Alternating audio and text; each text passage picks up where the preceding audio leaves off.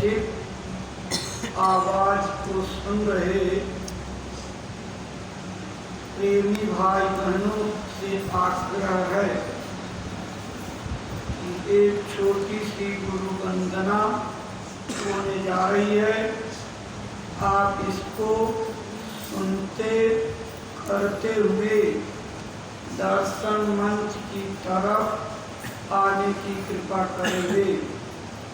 आपके साथ मिलकर कुछ गुरु महाराज के वचन वाणियों की, उनके अमर संदेशों की चर्चा करनी जाए। आप सभी लोग बोलेंगे जय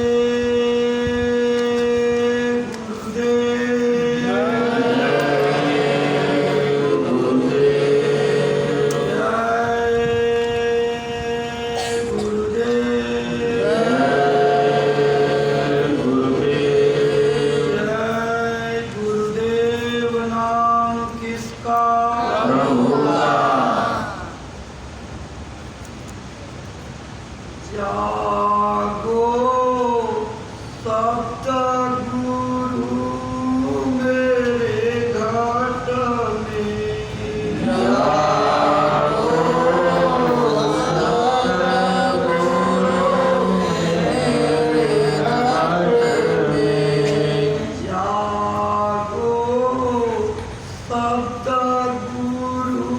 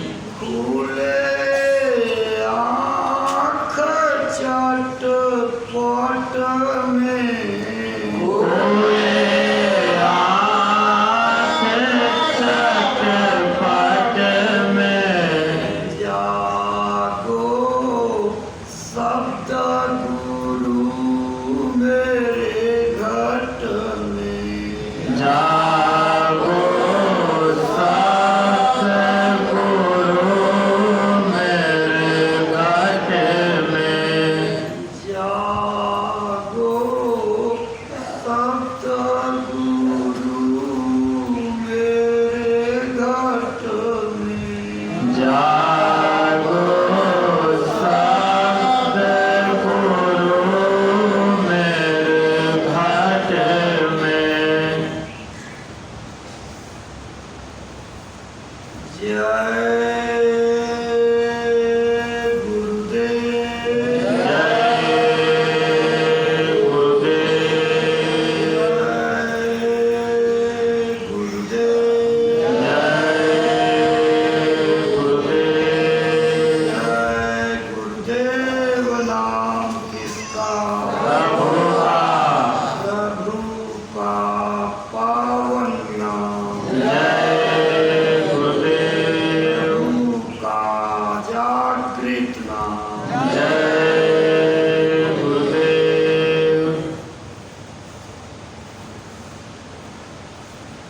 अनंत सत्ता के स्वामी, दया कृपा के अपार समुद्र, परम पूज्य स्वामी जी महाराज के पावन चरण कमलों में अनंतों अनंत प्रणाम। गुरु महाराज की दया कृपा के आधार उनके निज रूप पूज्य महाराज जी को कोटि संस्था के वरिष्ठ सम्माननीय मार्गदर्शक, आप सभी पदाधिकारी सदस्यगण, परमार्थी साथियों, माताओं बहनों, धर्म प्राण सज्जनों, सबको सादर हार्दिक जय गुरुदेव।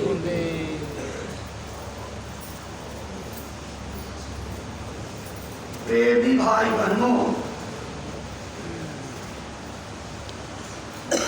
इस संसार में मनुष्य का एक स्वभाव है, सभी लोग अच्छी चीजें पसंद करते हैं। शायद ही कोई व्यक्ति मिले जो बुरी चीजों को पसंद करता हो। भौतिक सुख और आनंद के लिए हम अच्छी चीज चाहते हैं, इसीलिए रोज झाड़ू लगा करके घर में सफाई की जाती है, अच्छे कपड़े पहने जाते हैं, नए नए भोजन पकवान स्वाद बदल करके खाते हैं।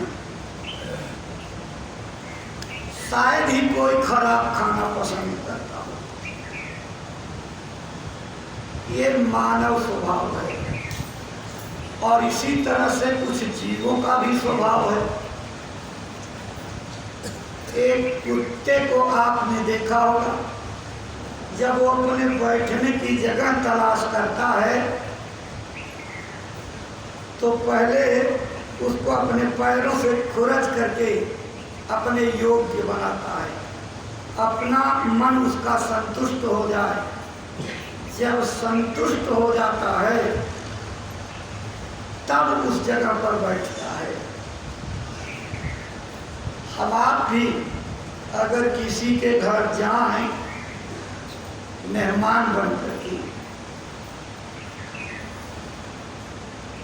और उसकी बेंच पर एक मोटी परत धूल की पड़ी हो और आपका स्वागत करते हुए वो कहे इस पर बैठ जाइए, अभी नया नया कपड़ा पहन करके गए हो तो उस पर बैठने में आपको संकोच लगेगी और आप क्या कहोगे? नहीं नहीं ठीक है, हम खड़े खड़े बात कर लेंगे।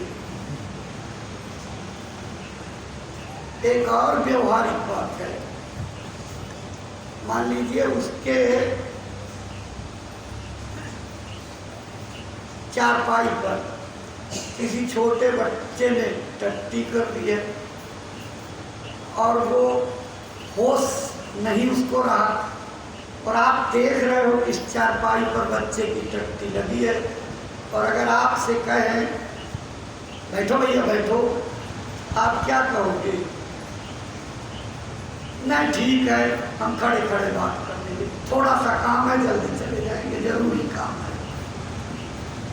और मान लो उसके घर की देवी की नज़र पड़ गई और तुरंत उसने जो है पानी वानी लेकर के जल्दी से उस मैले को साफ किया और साफ करके चारपाई ठीक कर दी और चली गई नल के पास, एक जो है गिलास पानी लिया और आपको उसी हाथ से जिसके नाखून में आप ये देख रहे हो कि मैले का हिस्सा लगा हुआ है, अगर आपको पानी पीने के लिए दे तो चाहे यहाँ तक आपको प्यास लगी हो, लेकिन सफा चट झूठ बोल जाओगे, नहीं नहीं मुझे प्यास नहीं लगी है, क्योंकि देखते हुए आप गंदगी से स्पर्श की गई चीज को ग्रहण नहीं करना चाहते हैं।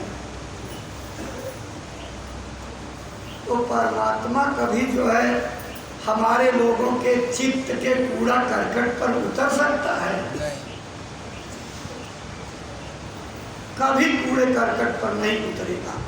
सत्संग के वचन महापुरुष जीवों पर बार बार इसीलिए सुना करके भाव पैदा करते हैं कि अपने अंतःकरण को साफ करो, अपने चित्त को साफ करो, अपने उस दर्पण को साफ करो जिस शीशे में परमात्मा का दर्शन होगा और अपने आत्म का रूप भी दिखाई पड़ेगा, आत्मा का भी दर्शन होगा।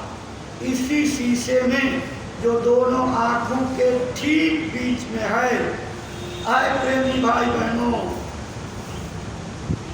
और कोई रास्ता प्रभु के पाने का नहीं है, सिर्फ एक रास्ता है जो इस मनुष्य शरीर के अंदर से जाता है। कहाँ है? ये तीसरा तिल है, आज्ञा चक्र है, भ्रिकुटी विलास है, दो दल का कमल कहते हैं। इसी जीवात्मा की बैठक पर महात्माओं ने जोर दिया कि घुस चलो अंदर की ओर, बाहर मत भटको, मत भटको तुम जग में, खोजरी प्रिया को निज घट में। अपने पर प्रीतम को पाना चाहते हो तो इसी दरवाजे के अंदर चलो। कहाँ? तीसर तिल में तिल रहो, मन की डोरी खींच, सारी सृष्टि दिख जाएगी दो नयनन के बीच। ऐ प्रेमी भाई बहनों, सारी सृष्टि को देखने का दरवाजा यहाँ पर है। इसलिए महात्माओं ने कहा कि जरा कूड़े के ढेर को साफ करो, निर्मल स्थान बनाओ, क्योंकि वो बिना निर्मलता के, बिना सरलता के, बिना सत्यता के, बिना लगन के, बिना प्रेम के, बिना समर्पण के, बिना विश्वास के आज तक किसी को नहीं मिला, हमको भी नहीं मिलेगा। इसलिए महात्माओं ने इशारा किया कि दिल का हुजरा साफ कर, जाना के आने के लिए, ध्यान गैरों का उठा उसको बिठाने के लिए।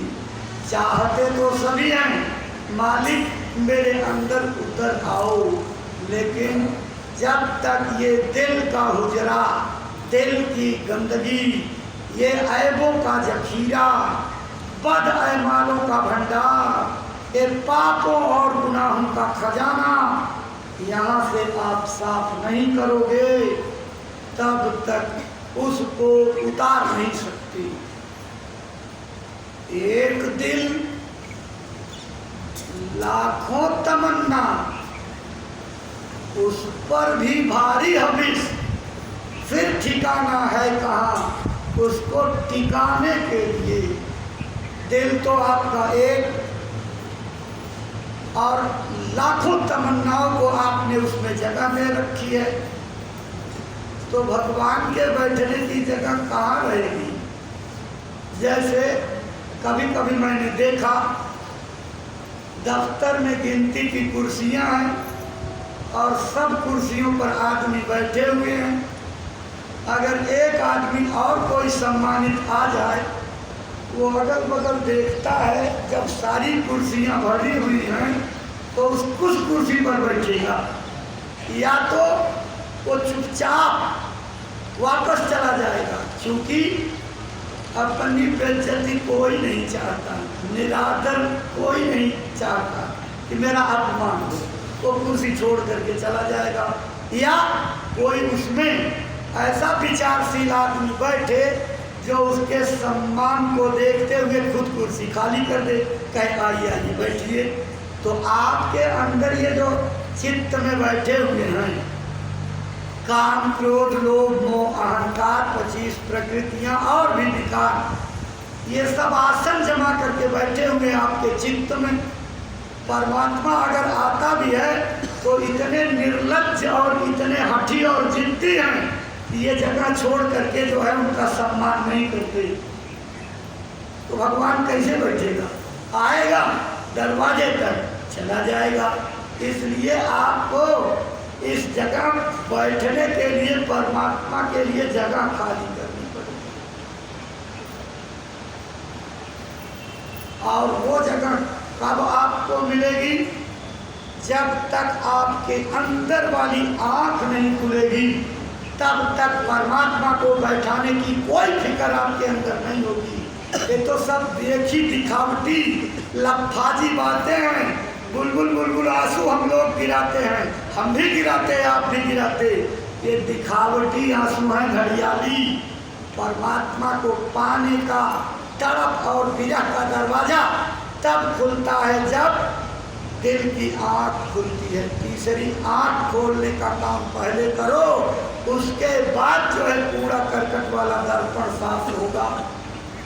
चश्मे दिल से देख, यहाँ क्या क्या तमाशे हो रहे, दिल सता क्या क्या है तेरे दिल सताने के लिए। कहते हैं अपने दिल की आँख को खोलो, खोलो आँख, निकट ही देखो। अब क्या खोलूं खोल कहूं कही, सतगुरु खोजो री प्यारी, जगत में दुर्लभ रतन यही। कहते हैं आँख को खोल लो, निकट में परमात्मा और स्वर्ग वैकुंठ सारी रचनाएं दिखाई पड़ेंगी। इससे ज्यादा भेद और क्या महात्मा बोल सकते हैं। बराबर इसी बात पर जोर देते हैं, लेकिन हम लोग क्या करते हैं, नकली मंदिरों मस्जिदों में जाए सदा अफसोस है, और कुदरती मस्जिद का साकिन दुख उठाने के लिए हम बाहर के जड़ पत्थर और ईंट के मस्जिद और मंदिरों में चक्कर मारते, माथा रगड़ते। लेकिन जो खुदा ने अपनी मस्जिद बनाई, जो परमात्मा ने अपनी चेतन कारीगरियों से चलता फिरता जीता जागता मंदिर बनाया, इसमें रहने वाला, इसका निवासी यानी जीवात्मा इस संसार में पूरे कर्मों के नाते नर्क और 84 में भेज करके इसको आप दुख देते हो, पीड़ा देते हो, दुख देने का कारण पैदा करते हो।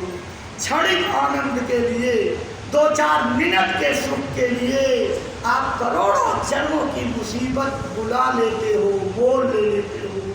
जरा सा कर्म करके कितने बड़े नरक का खजाना आप इकट्ठा करते हो। इसको समझाते समझाते महात्मा थक गए, लेकिन आपकी समझ में नहीं आया, हमारी समझ में नहीं आया, दुनिया की समझ में नहीं आया, विद्वानों की समझ में नहीं आया, त्यागी तपस्वियों की समझ में नहीं आया, अहंकारी कर्मकांडियों की समझ में नहीं आया। आए प्रेमी भाई बहनों, महात्माओं की बात को तो समझना पड़ेगा, और जब तक उनकी बात को समझ करके आप असली मंदिर, असली मस्जिद के अंदर घुसेंगे नहीं, तब तक कुछ नहीं मिलने वाला। इसलिए ये कुदरती काबा है, ये कुदरती काबा है। इस कुदरती काबे के अंदर जाकर के मिलेगा, इस मंदिर के अंदर जाकर के मिलेगा। क्यों भटकता फिर रहा,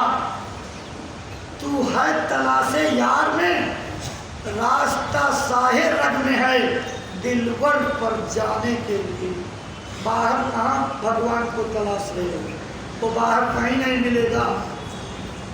अरे वो को कहाँ ढूंढे रे बंदे, मैं तो तेरे पास में, ना मंदिर में ना मस्जिद में, मैं तो हूँ विश्वास में। तो विश्वास में मिलेगा, प्रीति प्रतीति में मिलेगा, और लगन लगाने पर मिलेगा, तड़प और विरह से मिलेगा, हंसने से मस्करी से नहीं, आंसू गिराने से मिलेगा।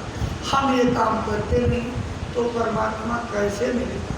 इसलिए महात्माओं ने, फकीरों ने समझाया, ये माथा जो है एक कुदरती काब का मेहराब यानी छज्जा है। इस छज्जे पर चढ़ करके सुनो, ऊपर से ऐसी मधुर मधुर आवाज़ें, कलमा आयतें, वेद बाणियाँ, प्रणवो ब्रह्म, ऊट दीप, ये सब गगन गिरा यहाँ उतर रही है। इस कुदरती काबे की तू मेहराब में सुन गौर से, आ रही धुन से सदा तेरे बुलाने के लिए। इस कुदरती काबे के छज्जे पर चढ़ करके ध्यान दे करके सुनो, तुमको बुलाने के लिए उस परमात्मा के लोक की मधुर मधुर वाणियों की गुंजार आ रही है। लेकिन आपको सीधे नहीं सुनने को मिल सकती।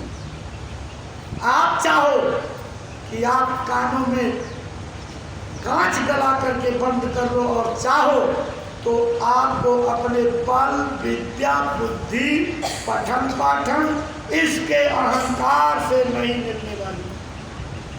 ऐसे मिलेगी, किसी गुरु की तलाश करनी पड़ेगी। मिल मुर्शिदे कामिल से मिल, सिदक और सबूरी में तकी, वो तुझे देगा फहम व रग को पाने के लिए। कहते हैं उस परमात्मा को पाने का रास्ता साह रग यानी सुषुम्ना नाड़ी के ठीक शीर्ष बिंदु पर है। रग कहते हैं नस को। साह रग का मतलब कि नसों की बादशाह, नसों का राजा, नसों का नृपति। सारी नसों का नृपति कौन है? सुषुम्ना नाड़ी। ये सबकी बादशाह है। इसे मुसलमानों के यहाँ सुषुम्ना नाड़ी को साहे रग कहा गया, यानी रगों की बादशाह। उसी सुषुम्ना नाड़ी के सबसे शिखर पर उस परमात्मा के पास जाने का रास्ता है। लेकिन वो रास्ता बताएगा कौन? मुर्शिदे कामिल से मिल, सिदक और सबूरी में तकी, वो तुझे देगा फहम व रग को पाने के लिए। मुर्शिद कामिल यानी संत सद्गुरु से सिदक और सबूरी में दीनता और श्रद्धा से उनके चरणों में जुड़ जाओ, प्रेम से उनसे फरियाद करो, उनके दरवाजे पर मंगता बन जाओ, भिखारी बन जाओ, और भिखारी बन करके उस वस्तु की यानी उस रास्ते की मांग करो। आप मांगोगे तो मिलेगा, और वही मुर्शिद, वही सद्गुरु उस रग के रास्ते को पाने का फहम यानी भेद बताएगा। और जब भेद मिल जाए तो संसार की आशा त्यागो, संसार की कामना त्यागो, संसार के भोग विलासों से मुंह मोड़ लो। वो से बातिन हो कुसादा, जो करे कुछ दिन अमल। है प्रेमी भाई बहनों, गोश कहते हैं कान को, गोशे बातिल हो कुसादा। इन कान में घुसने वाली आवाज़ों को बंद कर दो, चाहे अंगुली डाल करके, चाहे और किसी तरीके से। आपका ध्यान इन संसार की आवाज़ों की तरफ न जाए। गोशे बातिल यानी कान में आने वाले आवाज़ों को बंद कर दो। गोशे बातिल हो कुसादा, जो करे कुछ दिन अमल। अगर कुछ दिन तक आप इसका रियाज अभ्यास करते रहोगे तो दया का द्वार खुल जाएगा। कहाँ पहुँच जाओगे जानते हो? ला इलाहा अल्लाह अकबर पे जाने के लिए। जिसको अल्लाह अकबर मुसलमान भाई कहते हैं, जिसको आप खुदा परमात्मा कहते हो, परमेश्वर ईश्वर कहते हो, ईसाई गार्ड कहते हैं, उसके पास उसी आवाज को पकड़ करके पहुंच जाओगे। ऐ प्रेमी भाई बहनों, ये सदा स्वामी की है। आमिल अमल कर ध्यान दे, कि वो स्वामी जी महाराज की वाणी है। आमिल अमल कर ध्यान दे, जो उस सत्य का नशा चढ़ा देगा, इस संसार के नशे को त्याग देगा, संसार की नशीली इच्छाओं की वस्तुओं को त्याग देगा, उसको अमृत का खजाना मिल जाएगा। ये सदा स्वामी की है। आमिल अमल कर ध्यान दे। आप अगर इस बात पर अमल कर लोगे तो कुल करा में है लिखा अल्लाह अकबर के लिए। कुल करा कुरान को कहते हैं। कुरान में लिखा हुआ है तकीमिया, अल्लाह अकबर पर जाने का रास्ता इस जगह पर है। मुर्शिद नैनो बीच नबी है। अगर परमात्मा को पाना, नबी का दीदार करना, तो इन दोनों आंखों के बीच में तलाश करो। सारे महात्माओं ने आपको बुलाया कि तू पढ़ी लिखी और दूसरे की कही कहाई सुनी सुनाई बात करता है। तू कहता कागज की लेखी और मैं कहता आखन की देखी। महात्मा कहते हैं कि तू तो लिखी पढ़ी किताबों में लिखी पढ़ी चीज बताता, लेकिन मैं अपनी आंख से देख करके बता रहा हूँ। दादू देखा दीदा और सब कोई कहत सुनी जा। दादू कहते हैं मैंने तो अपने दीदे को खोल करके, ये आंखों को खोल करके देखा, बाकी सारी दुनिया जो है वो केवल लिखी पढ़ी सुनी सुनाई बात बता रहे थे। कहते हैं अष्ट कमल दल में दिग्दर्शन, जहाँ पर दो दल का कमल है यहीं पर रास्ता है, यहीं जीवात्मा की बैठक है। और जब यहाँ पर चरण कमल पर आपकी दृष्टि टिक जाती है तो राम के चरण कमल वो हड्डी और मांस के चमड़े वाले पैर नहीं हैं जिसको प्रणाम किया गया है। चरण कमलों में बेहद प्रकाश है। गुरु महाराज सुनाते थे, आज महाराज जी सुनाएंगे कि जब आप अंदर में चलोगे, चरण कमलों का दर्शन अंदर में होगा तो इतना तेज प्रकाश, ये दोपहरी का चमकता सूरज कुछ नहीं, इसी तरह से हजारों हजार सूरज इकट्ठे कर दिए जाएं, जितनी चकाचौंध की चमक होगी उससे भी ज्यादा चमक उन चरण कमलों के प्रकाश में है। कौन देख पाएगा? आपकी आंख में क्षमता है, जरा सी जोर की बिजली चमकती है तो सब जल्द से आंख बंद कर लेते हो कहीं फूट न जाए। इन आवाज़ों को सुनते हो गड़गड़ाहट तो कान में अग्नि डाल देते हो कि मस्तिष्क कान के पर्दे न फट जाए। वो तो बहुत तेज ब्रह्मांड फट जाए, ऐसी तेज आवाज़ें हैं। तो उन आवाज़ों को सुनने के लिए, उस प्रकाश को सुनने, उस प्रकाश को देखने के लिए अपने आँख और कान को धीरे धीरे सहन करके बर्दाश्त के काबिल बनाया जाता है।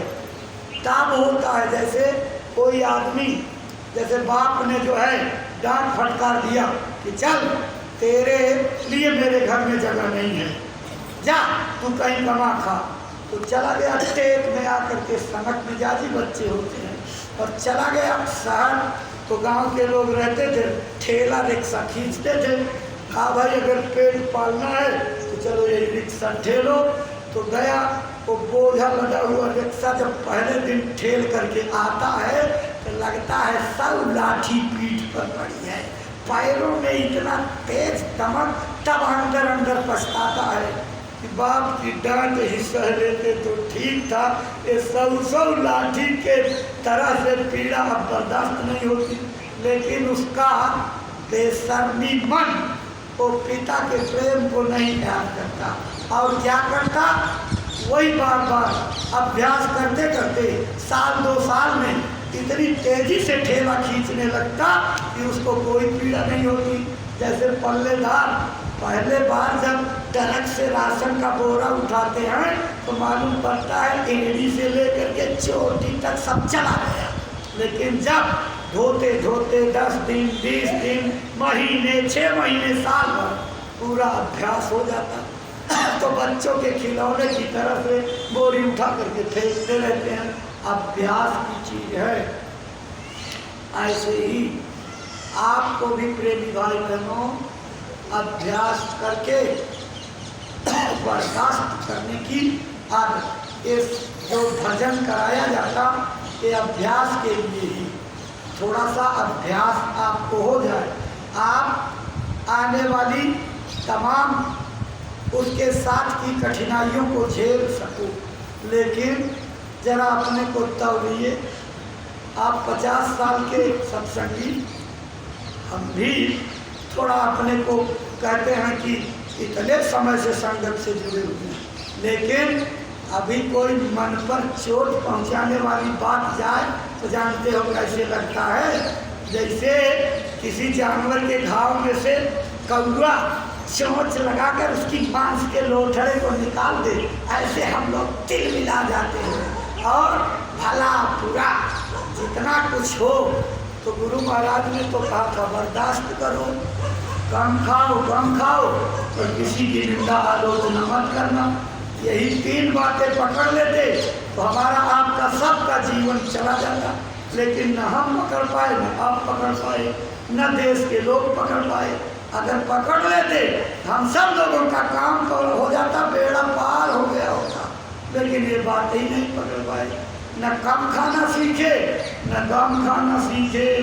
कोई कहता है तो गुरु तो ये सिखाते हैं कि जो तो को कांटा बोवे ताही बोवो तू फूल, और तुझे फूल को फूल है वाको है त्रिशूल।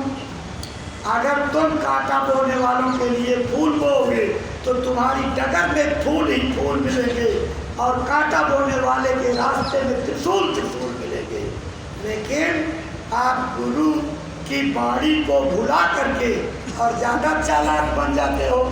आप परमार्थियों को मैंने जवाब देते हुए देखा है, सत्संगियों को, भजनानंदियों को जब कोई मैटर आता है मैं उनको समझाता हूँ, बराबर पंचायत होती रहती, तो लोग हमको क्या जवाब देते हैं, साहब अब वो समय नहीं रहा, अब तो समय दूसरा आ गया कि जो तो को कांटा बोवे आही बोवो तू भाला। वो भी बंदा क्या जानेगा पड़ा किसी से पाला। तो संत मत का रास्ता इसका नहीं है। संत मत का रास्ता सहन करने का, बर्दाश्त करने का। 4 कड़वी बात नहीं बर्दाश्त कर पाते। आए दिन पड़ोसी से झगड़ा, अपनी देवी से झगड़ा, अपने भैया से झगड़ा, अपने चाचा भतीजों से झगड़ा, अरे इतना तो छोड़ दीजिए, अपने सगे बाप से झगड़ा, अपनी सगी बहन से झगड़ा। क्या हो गया इस संसार के लोगों को, जिस संसार में विवाद को टालने की बात कही गई थी, भूल करके भी झगड़ा मत करना, क्योंकि ये झगड़ा आपकी जिंदगी को तबाह कर देगा। वाद विवादे विष घना, बोले बहुत उपाज, मौन कहे सबकी सुने, लागे शून्य समाज। इसलिए झगड़ा करने की अगर आदत बनी है, जैसे एक डाकू को महात्मा ने बदल दिया, सत्संगी बना दिया, साधुओं की गोल में शामिल हो गया। तो वो जब साधु की गोल में शामिल हुआ तो अब रात को रोज उसके जागने की आदत, तो रात को 12 बजे नींद खुल जाए। अब आदत चोरी की पड़ी हुई, अब गुरु का शब्द लगा, बदल तो गया, लेकिन कहते हैं रस्सी जल जाती ऐठन जाती नहीं, तो उसके हुनक चढ़ी हुई थी हुनक। तो क्या करे, इस साधु का कमंडल उसके सिरहाने, उसका उसके सिरहाने, उसके इसके सिरहाने। और सवेरे उठे तो सब साधु आपस में जूतम पैजार लाठी, तूने मेरा कमंडल ले लिया, तूने मेरा कमंडल। कई दिन झगड़ा हुआ तो लोगों ने कहा भाई ऐसा है इसको पता लगाया जाना चाहिए कि आखिर ये करता कौन है। 2-4 लोग गुप्त तरीके से बैठ गए और रात को जब उसने ये काम करना शुरू किया पकड़ लिया। पकड़ करके गुरु जी के पास रात में ले गए। कहा गुरु जी देखो इतने दिन से हम सब लोगों को लड़ाई झगड़े में ये डालता है ये। तो उसने कहा कि क्यों भाई तुम करते हो? कहा हाँ गुरु जी आपने तो मेरी चोरी छुड़ा दी है लेकिन ये कमंडलाचार नहीं छूटा। तो हम आपकी भी सत्संग सुनते सुनते भावनाएं बदल जाती हैं लेकिन एक कमंडलाचार नहीं छूटता है। तो कमंडलाचार भी तो छोड़ो, झगड़े मत करो। हाँ अगर झगड़े करने की आदत नहीं छूटी है तो एक जबरदस्त झगड़ा करो। किसके साथ? अपने दुश्मन मन के साथ। इतनी तेज लड़ाई लड़ो और बहादुर बन करके इसको जीत लो, हरा डालो। गुरु महाराज कहते थे कि अपने मन से ऐसी जंग लड़ो, इसको तोड़ तोड़ करके लाठी से कूट कूट करके इसको पीट पीट करके इसके घुटने को तोड़ डालो, अपंग कर दो, ये कहीं भागने न पड़े, जलेबी में न भागे, बढ़िया दरिया बन जाए तो दूसरे भंडारे में न भागे। अरे प्रेमियों चाउमीन और चटपटी दुकान पर न भागे, इसको कस में करो, मन को वश में करो, लड़ाई इससे लड़ो। और ऐसी लड़ाई लड़ो इस फैले हुए मन को बारीक कर लो। कितना बारीक? जैसे ये बहने माताएं पहले चक्की से जो है वो आटा पीसती थी। 2 बजे 1 बजे 12 बजे के बाद कभी 3 बजे कभी 4 बजे उठकर हर घर में घर घर घर घर जांच चलने की आवाज़ और सब स्वस्थ रहती थी। चक्की का आटा खा करके कोई ऑपरेशन नहीं होता था, कोई जो है इलाज नहीं कराना पड़ता था। इतना जो है पेट में अभ्यास हो जाता था कि स्वाभाविक रूप से बच्चे पैदा हो जाते थे। लेकिन आज सबको तुरंत बच्चे की नौबत आई तो प्रसव वाली औरत को पहुंचाओ अस्पताल और डॉक्टर अपनी लालच में स्वाभाविक बच्चा पैदा होने वाला, लेकिन उसे अपनी रुपया और कमाई दिखाई पड़ती। नैतिकता खत्म चली गई, शिष्टाचार खत्म, नियम और कानून न्याय सब खत्म, उसको अपनी थैली भरनी। इसलिए भले चंगी बहन को कहता है इसका ऑपरेशन करेंगे, पेट फाड़ेंगे तब, नहीं दोनों की जान चली जाएगी। आपको दोनों जान की मोहब्बत, इसलिए पैसा देने के लिए आप लालच हो जाते हो। चलो ठीक है डॉक्टर साहब बचाओ मेरी जान को। अगर घर में वो जब चक्की का चलता था तो गेहूँ पीस करके बिल्कुल हो जाता, चक्कियों में पीटा जाता।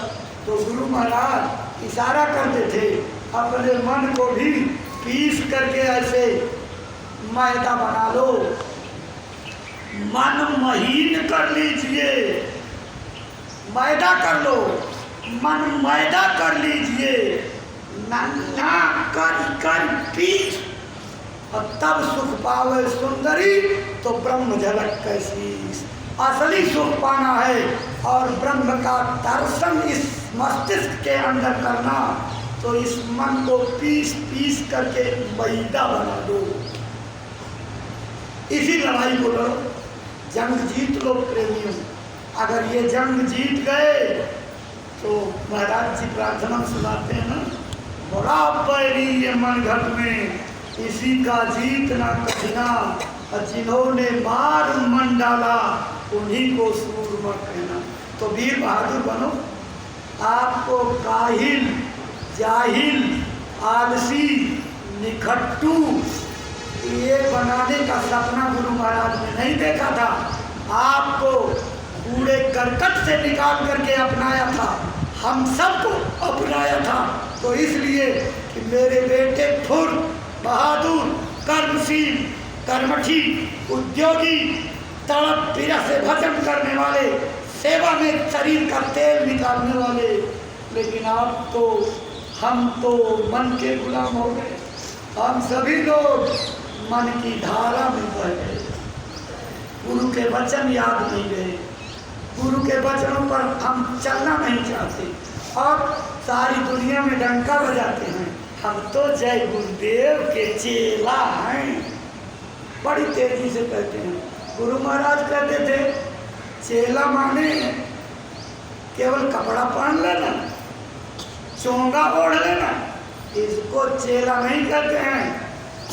कहने के मुताबिक जो चले तो ही चेला, और जो कहने के मुताबिक न चले वो कैसे चेला। इसलिए चेला बनो, कहने के मुताबिक चलो। जैसे गुरु महाराज बताते, जैसे महाराज जी बताते। अगर आप गुरु दरबार के चेला हो तो कहने पर चलो।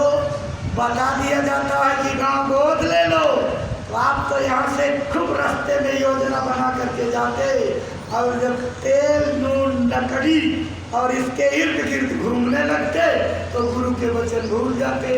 महीना गुजर जाता, आप अपने गांव लिए गोद में नहीं जा पाते, तो कितना बड़ा जो है दोष लगेगा मालूम है।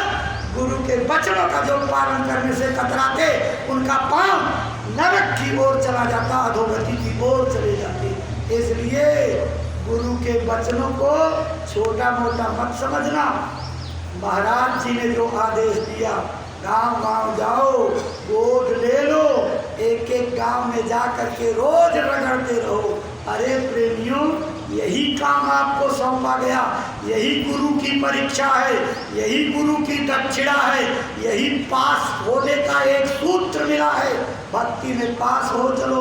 अब इसको भी आप नहीं कर सकते तो कठिन परीक्षा में कैसे उतरोगे। ये तो बड़ा सरल रास्ता बता दिया है। जाओ गांव गांव अलग जगा दो, गांव गांव डंका पीट दो, गुरु की बाणी पहुंचा दो, लोगों को जगा करके मथुरा दरबार में ले आओ। इतनी सस्ती सेवा और भक्ति परमार्थ बनाने का, पकाने का आपको मार्ग मिल गया, फिर भी हम लोग आलस कर रहे हैं। आप इसका गंभीर परिणाम अभी नहीं देख रहे हो। जिस मुगालते में डूब रहे हो उसमें बड़ा धोखा हो जाएगा। मत बनो इंद्रियों के दास, मत चलो मन के कहने पर, नहीं तो काल विकराल जो है बवंडर लेकर के आ रहा है, कोहराम मचने वाला है। वो 14वीं सदी का आखिर वक्त जिसका जिक्र मुसलमानों की किताबों में है कि जब लोगों के भाव बाजार हो जाएंगे, सूरज सवा देश पर यानी सवा पोरसे पर उतर आएगा, मुल्क की सारी सड़कें काली हो जाएंगी, न्याय इस कदर खत्म हो जाएगा कि बेले की तरह से कचहरियों में भीड़ होने लगेगी।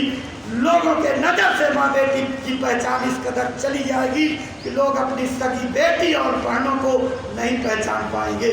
ऐसे बड़ संकटता के आने पर कोहराम का वक्त आएगा, और जब कोहराम का वक्त नज़दीक आएगा तो खुदाइयत का पैगाम लेकर के सफ़ेद लिबास में एक फकीर हिंदू जाति में धरती पर उतरेगा।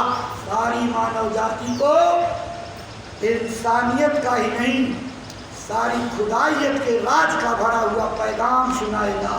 फकीर की बातें इल्म व हकीकत के गुफ्तगोई खुदा के राज से सराबोर होंगी। ताज्जुब उसकी रूहानियत तकरीर पर जो सीरी जुबान में करेगा तो सल्लल्लाहु अलैहि वसल्लम नाम का दिया गया हजरत इमाम मेहदी आएंगे। मुसलमान फकीर डंका बजा रहे हैं, मुसलमानों में अब कोई पैगंबर नहीं आएगा। हिंदू जाति में उतरा हुआ पैगंबर सारी दुनिया को जगाएगा। लेकिन जैसे मोतिया बिंद का जाला पड़ जाए, कुछ दिखाई ना पड़े, ऐसे लोगों को होश नहीं है कि हजरत इमाम मेहदी कब आएंगे, क्या करेंगे, आए क्या किए, ये भी किसी को नहीं मालूम है। कुरान फारसी में लिखी जाती है, इधर से इस तरफ से इधर लिखी जाती है, हिंदी इधर से लिखी जाती है। 3 शब्द इसमें हैं, हजरत इमाम मेहदी, हजरत इमाम मेहदी। अब जब हिंदी में करोगे तो इधर से क्या हो जाएगा, मेहदी इमाम हजरत। इसका शाब्दिक अर्थ क्या होता है? लोग मेहदी शब्द सम्मान में प्रयोग करते हैं।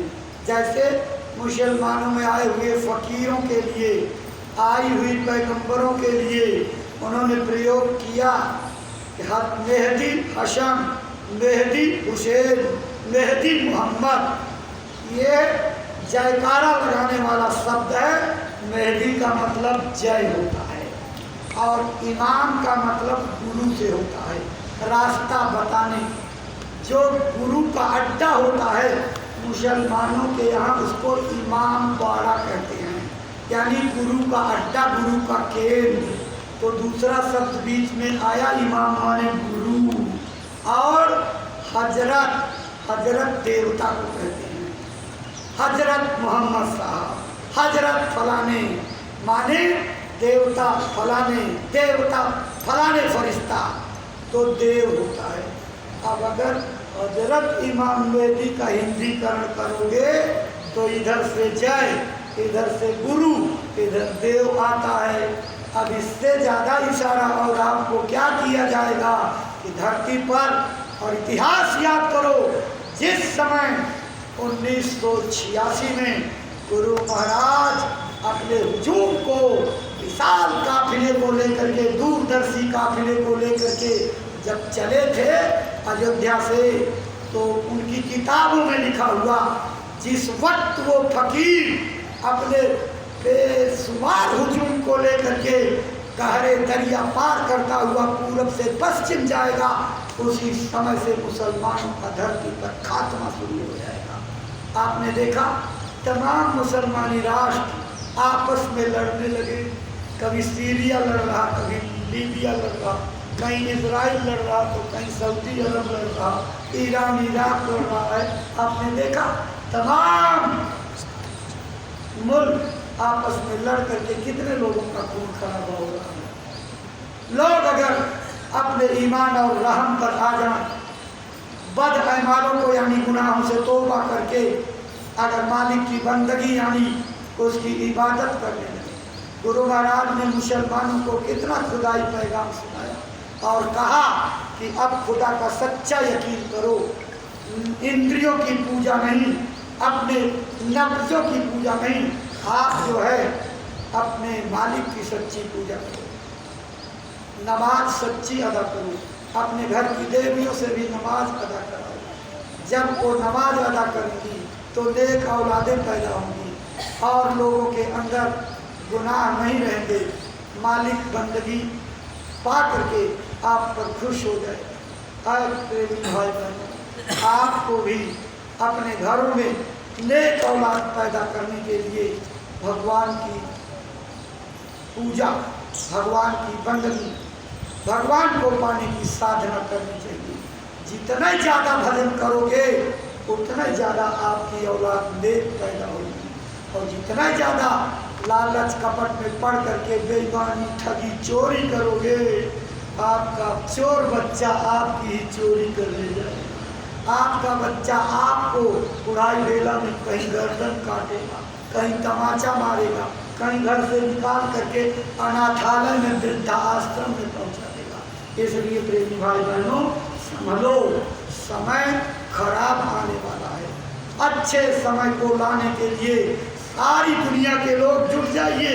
सारे भारतवर्ष के लोगों का ये कर्तव्य है। इस समय एक महापुरुष की आवाज़ देश और दुनिया को सुधारने की लग रही है। अरे बुद्धिजीवियों, समाज के अगुवाकारों, अरे देशभक्तों, अब कब जागोगे?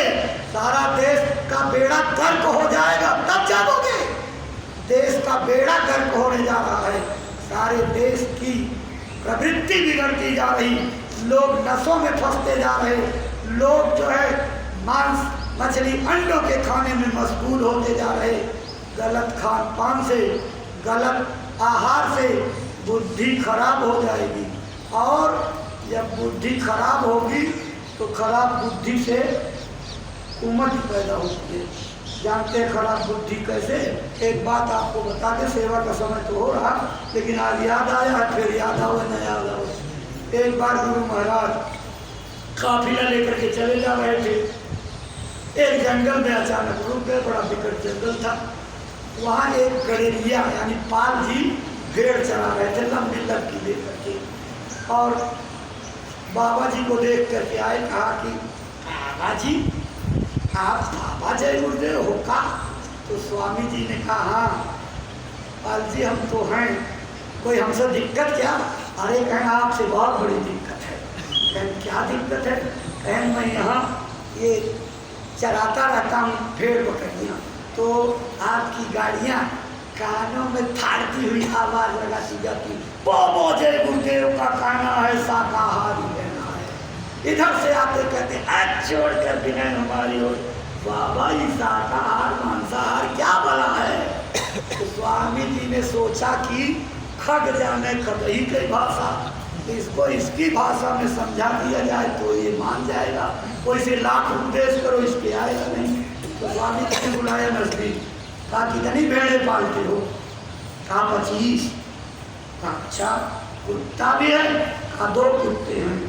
कहा तब तो तेरा काम बन गया। ऐसा करना पाल साहब, अपने घर जा करके अपनी बेबी से 4 रोटी बनवाना, मोटी मोटी, और 2 रोटी एक कमरे में और 2 रोटी एक कमरे में। एक में दोनों को कुत्ते बंद करके ताला लगा देना और एक में 25 भेड़ों को बंद करके ताला लगा देना। घड़ी से 1 घंटा देखना, 1 घंटे बाद जब ताला खोलोगे तो तुम्हारे सवाल का जवाब अपने आप मिल जाएगा। भोला भगत था, गया देवी जी से रोटी बनाई, और उस समय भाई उसकी झोपड़ी थी, झोपड़ी ही कमरा था, तो झोपड़ियों में से एक झोपड़ी में 2 रोटी रख कर कुत्तों को बंद कर दिया, और दूसरी झोपड़ी में जो है 2 रोटी रख करके 25 भेड़ों को बंद करके, अब ताला क्या लगाया होगा, कुंडी बंद कर दिया, रस्सी से बांध दिया, आड़ बंद कर दिया। 1 घंटा तक चुपचाप रहा। 1 घंटे बाद जब पहले का दरवाजा खोला तो उसकी आंखें फाक कर रही। क्या देखता है? रोटी दोनों तो अपनी जगह पर ज्यों की त्यों पड़ी, किसी का थुथुना गायब तो किसी का कान गायब, किसी की पूंछ गायब, खरोच करके एक दूसरे को नोच नोच करके दोनों कुत्ते लहूलुहान मरना संग एकदम हाथ करके जो है सांस ले रहे। उसने तुरंत बंद कर दिया। गया दूसरा कमरा खोला तो दूसरा क्या देखता है, रोटी तो गायब और जगह कम थी, तो भेड़ें गर्दन पर गर्दन, पेट पर पेट, पीठ पर पीठ, टांग पर टांग रख करके सोई हुई है। उसने बंद कर दिया। 15 दिन बाद स्वामी जी लौटे, उसी तरफ से फिर जान करके गाड़ी रोक दी, और जब गाड़ी रुकी तो वो गड़ेलिया फिर आया और बुलाया, यहाँ बाबा, अरे आपने अपने सवाल का जवाब ढूंढा, चरणों पर गिर कर कहा महाराज आपने तो मेरी बुद्धि का पर्दा खोल दिया। तो क्या जवाब मिला हमको भी तो बताओ। कहा मांसाहार लड़ता है, झगड़ता है, न खाता है न खाने देता है, लोच करके थुथुना गायब कर देता, लोच करके कान गायब कर देता, लोच करके पूंछ गायब करता, खरबोट खरबोट करके नाखूनों से पूरे शरीर को लुलुआन कर देता, न खाता न खाने देता और मरने पर आ जाता। अच्छा शाकाहार का क्या परिणाम आपने देखा?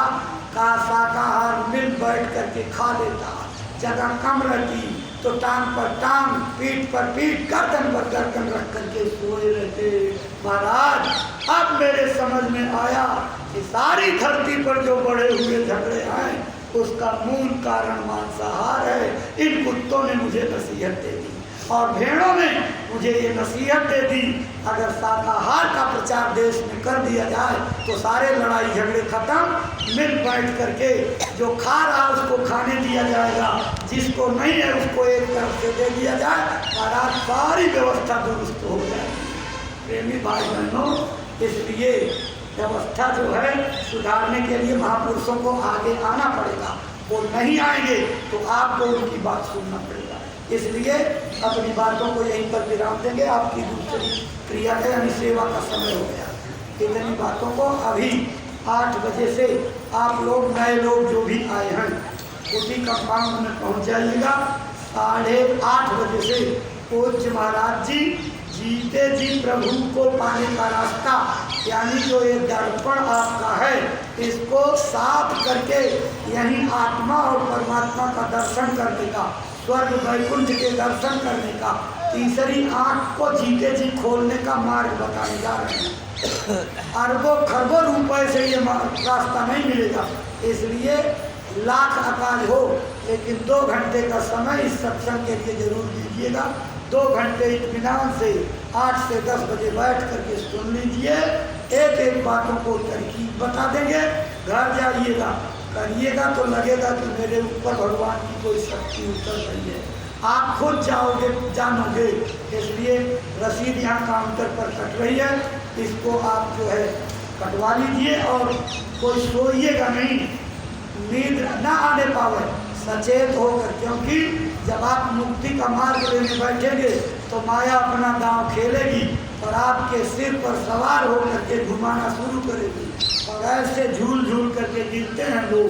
तो थोड़ा सचेत रहिएगा और जब मन न माने तो अपने चमड़े में जोर से झटकी काटिएगा, ताकि जो है यहाँ तक पीड़ा हो जाए तो थोड़ी देर सचेत रहोगे, फिर आवे तो फिर काट लीजिएगा, आप जागने की तरकीब पा जाओगे। इसलिए सब लोग बोलिए जय गुरुदेव, जय गुरुदेव, जय गुरुदेव। नाम किसका? प्रभु का पावन नाम, गुरु का जागृत नाम। बाबा जय गुरुदेव जी महाराज का कहना है और पूज्य महाराज जी की प्रार्थना, हाथ जोड़कर विनय हमारी हो जाए ससाकारी। बाबा जी की अर्जी है, स्वामी जी की अर्जी है।